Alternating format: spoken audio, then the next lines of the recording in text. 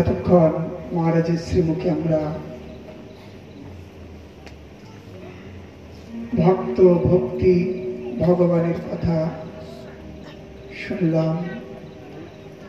আসুন আমরা সেই ভক্তি প্রবেশ করি। ভগবান গিরিরাজকে ধারণ করলেন, গিরিধারী নাম হলো 7 বছর পূর্ণ হলেন ভগবানের। আজ গোপী এবং গোবিন্দের মধ্যে একে অপরের প্রতি আকৃষ্টতা অধিক থেকে অধিকতর প্রকাশ পেল। গোপী গোবিন্দ ব্যতীত আর গোবিন্দ গোপী ব্যতীত এক মুহূর্তকে যুগ সমান তাদের কাছে ব্যতীত হতে লাগল। আজ ভগবান সখা সঙ্গে গোচারণ লীলায় চলেছেন। এক ঝলক পলক দেখবার জন্য আড়ালে লুকিয়ে এক কৃষ্ণ দর্শন করছেন। আর ভগবান সেই বৃন্দাবনে বিহার নিমিত্ত প্রবেশ করছেন। সুখদেব গোস্বামী সেই বৃন্দাবনের শোভা বর্ণন করলেন। কুসুমিতা বনরাজি সুস্মি, কুসুমিত বনরাজ সুস্মি ভৃঙ্গ, দ্বিজ কুলভুষ্ট সরীন মহেন্দ্র, মধুপতি অবগায় চারয়নগা, সহগণয়স্ত চুকুজ বেনু। কুসুমিত বনরাজি, বনে শোভা বৃদ্ধি পেল কুসুমে কুসুমে, ফুলে ফুলে ভরে গেল। ভৃঙ্গ মধুকর তারা গুনগুন করে বেরোচ্ছে। পক্ষী সকল গান গাইছে বিবিধ, ময়ূর ময়ূরী নৃত্য করছে। ছোট ছোট জলধারা, ছোট ছোট পাহাড়, আর তার মধ্যে ভগবান সখাদের সঙ্গে ওই গাভী বৎস নিয়ে গোচারণে প্রবেশ করছে। আজ চুকুজ বেনু, ভগবান বেনুধ্বনি করলে। আর সেই বেনুধ্বনি পরীক্ষিত দিক বিদিক সর্বত্র সেই ধ্বনি প্রসারিত হল।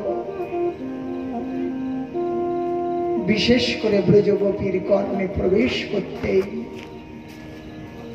গোপীর চিত্ত কৃষ্ণপথে আকৃষ্ট হয়ে উঠল। ইতি বেনুরবম রাজন সর্বভূত মনোহরম, আশ্রিত ব্রজ স্ত্রিয়ম সর্বে বর্ণয়ন্তি ধীরে ধীরে। সেই বেনুধ্বনি শ্রবণ করে চঞ্চলা ব্রজগোপী আর ঘরে থাকতে পাচ্ছেন না।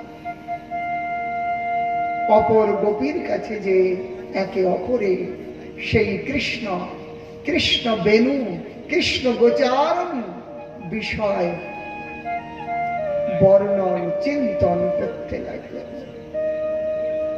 সেই সময় কৃষ্ণ মাধুরী, হে পরীক্ষিত, বরহা পীড়ম নটবর বপুর করণয় কর্ণিকারম, বিভ্রাজ বাস কনক কপিশম বৈজয়ন্তীং চ মালম, রন্ধ্রান বেন অধর সুদয় পুরয়ন গোপ বৃন্দই বৃন্দারণ্যম শপদ রমণম প্রবিশদ গীত কীর্তি। বৈজয়ন্তী মালা ময়ূর পুচ্ছ দ্বারা নির্মিত সুন্দর মুকুট আর অধরে বংশী ন্যস্ত, ছোট্ট ছোট্ট আঙুলগুলো সেই বংশী রন্ধ্রকে স্পর্শ করছে। সখারা কৃষ্ণ গুণগান গাইছে, আর এই সমস্ত সখাদের সঙ্গে গাভী বৎস আগে কৃষ্ণ বলরাম দুই ভাই সেই গাভী ক্ষুরোত্থিত ধুলি ধুলি ধূসরিত অঙ্গে সেই ধুলিকণ চকচক করছে, সেই অপূর্ব শোভা শপদ রমণম, যে চরণ যুগল লক্ষ্মী আরাধিতা ব্রহ্মা শিব আরাধ্য, সেই চরণ আজ ব্রজের ভূমিতে অর্পিত হচ্ছে। কৃষ্ণ গোচারণ লীলাতে আর গোপী গৃহে বসে সেই গোবিন্দের লীলা গান করছেন। এক গোপী বললেন, পরীক্ষিত, এই চোখের সর্বোত্তম প্রাপ্তি কি? অক্ষ্ণবতাম ফলমিদম ন পরম বিদাম সক্ষম পশুননুর বিবশতয়োর বয়স্যৈ বক্রাম ব্রজেশ সুতয়োর অনুবেনুজুষ্টম জৈর্বানিপিতম অনুরক্ত কটাক্ষমোক্ষম। হে সখী, অক্ষ্ণবতাম ফলমিদম, এই চক্ষের সর্বোত্তম ফল যদি কেহ একবার কৃষ্ণ দর্শন করেছে, ওই গোচারণে চলেছেন কৃষ্ণ বলরাম সখাদের নিয়ে, মা যশোদা সুন্দর সাজে সজ্জিত করেছেন। সেই সময় কৃষ্ণ বলরামের যে ছবি একবার যিনি নেত্র দ্বারা অবলোকন করেছেন, নেত্র দ্বারা পান করেছেন, আমার মনে হয় সখী এইটি সর্বোত্তম প্রাপ্তি, না পরম বিধান, এর উপরে আর কিছু নাই। জন্ম সফলতা কৃষ্ণ দর্শন যার ভাগ্যে হইয়াছে একবার, বিকশিয়া হৃদ নয়ন করি কৃষ্ণ দর্শন, ছাড়ে জীবী চিত্তের অবিকার। অপর সখী বললেন, হে সখী, দেখো দেখো, ওই শ্যাম সুন্দরের অধরে যে মুরলী, সেটি বাঁশের বাঁশি, 2 পয়সাও দাম নয়। একটা বাঁশের কতটুকু, এইটুকু বাঁশের কতটুকু দাম, তাতে আবার অনেক দোষ ছিদ্র সেই বাঁশি এমনকি পূর্ণ করেছিল। একেবারে কৃষ্ণ অধরামৃত নিরন্তর পান করছে। গোপ্যা কিমাচর দয়ম কুশলস্ম বেনু দামোধরাধর সুধামপি গোপীকানম ভুঙ্ক্তে স্বয়ং যদব বিশিষ্ট জগন্না মুমুচ তরব যথার। ওই দেখো, ওই বংশী অধরামৃত নিরন্তর পান করছে। ভগবানের অধর অমৃত, অধরামৃত একটি ধরামৃত আর একটি অধরামৃত। এক অধর শব্দে ঠোঁট, অধর, আর ধরা মানে পৃথিবী।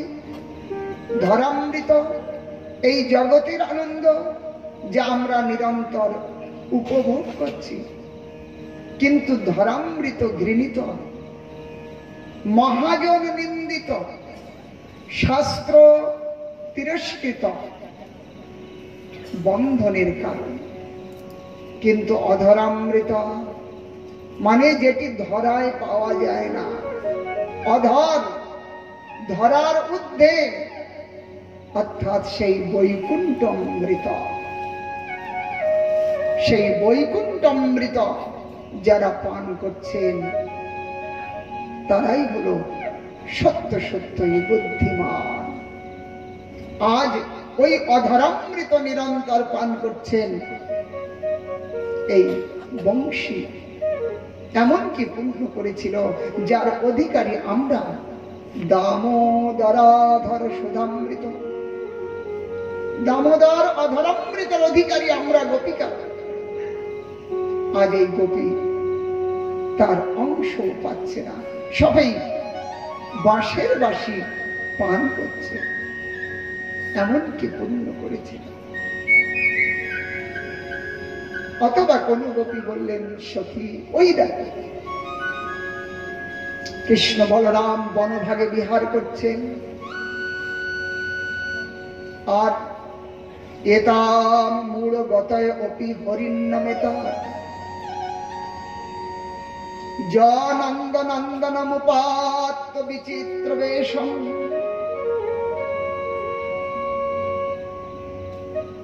বিচিত্র বেশ যা গোপীরা এক পলক দর্শন করতে কত পরিজনের চিন্তা করতে হয়, না জানি কই দেখে ফেলেছে, তাহলে তো বাড়ি গেলে আর চিন্তা নাই। আর আমাদের না জানি কত গুরুজনের আমাদের প্রতি আক্রোশ হবে ওই কৃষ্ণ দর্শন করেছে। কিন্তু এই হরিণ মূঢ়মতি, দেখো দেখো তাদের ভাগ্য, তারা অপলক দৃষ্টিতে সেই কৃষ্ণ দর্শন করছে। দধুর বিরচিতাম প্রণয় অবলোকনই, তারা প্রণয় অবলোকন।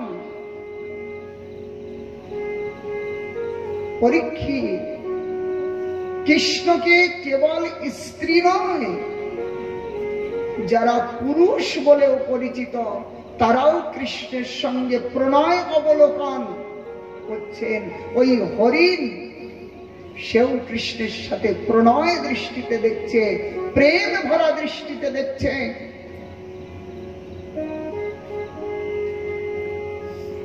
কোন গোপী বললেন, ওই দেখো দেখো কৃষ্ণ বংশীধ্বনি শ্রবণ করে ওই গাভী সকল কর্ণ দুখানি উঁচু করে কর্ণ কুহরের মাধ্যমে সেই বংশীধ্বনি শ্রবণ করে তাদের মুখে ঘাস, সেই ঘাস না চাবাতে পারছে না বার করে ফেলতে পারছে, কিছু বাইরে কিছু ভিতরে দেখা যাচ্ছে। ছোট ছোট বাছুর গুলো স্তন পান করছে, মায়ের মুখে ওই স্তন ধরে আছে, কিন্তু স্তন দুধ পান করছে না, কেবল ধরে আছে আর কর্ণের দ্বারা সেই বংশীধ্বনি শ্রবণ করছে। কোন গোপী বললেন, ওই দেখো ওই বনে বনে যে সমস্ত বিহঙ্গ বিচরণ করছে, এরা কই একটাও সাধারণ নয়, বড় বড় ঋষি মুনি, তারা এই পক্ষী জন্ম লাভ করে কৃষ্ণ সেবা সুকাশ সাধন করছে। আর বংশীধ্বনি শ্রবণ করে উচ্চ শাখায় অর্ধ নিমিলিত নেত্রে সেই কৃষ্ণ বংশীধ্বনি শ্রবণ করছে। এমনি করে কোন গোপীর বা দৃষ্টি পড়ল এই গোবর্ধনের দিকে, বললেন, দেখো দেখো এই গোবর্ধন হন্ত্রায় মাদ্রির অবলা হরিদাস বর্জ যদ রামকৃষ্ণ চরণ স্পর্শ প্রমোদ মানম তনতি যদ গো গণয়র যথ পানীয় যশ পানীয় জল কন্দ মূল আদি এ সমস্ত দ্বারা নিরন্তর সেই সখাদেরকে সেবা করছেন। বংশীর ধ্বনিতে ওই গোবর্ধন পুলকিত হয়ে উঠেছে। যার রূপ দর্শন করে বংশীর ধ্বনি শ্রবণ করে কৃষ্ণদাস কবিরাজ গোস্বামী চৈতন্য চরিতামৃতে লিখলেন, ভগবান যখন বেলু বাজাচ্ছেন সেই বেলুধ্বনিতে ত্রিভুবন তাদের প্রতিকূলতা পরিত্যাগ করে অনুকূল এক অপরের ধর্মকে অবলম্বন করলেন। কিরকম? সেখানে বললেন, নিজ সম সখা সঙ্গে গগন চারণ রঙ্গে বৃন্দাবনে স্বচ্ছন্দে বিহার যার বেণুধ্বনি শুনি স্থাবর জঙ্গম প্রাণী পুলকান্ন অশ্রুকম্পধার। স্থাবর জঙ্গম চল অচল তারাও পর্যন্ত পুলকিত হলেন, চঞ্চল হয়ে উঠলেন, তাদের নেত্র বইছে, তাদেরও আনন্দ হয়েছে। বলুন বংশী বিহারী ভগবান কি জয় জয় শ্রী রাধে। এমনি করে বেনু গীত গান করলেন। আগে হরিবল।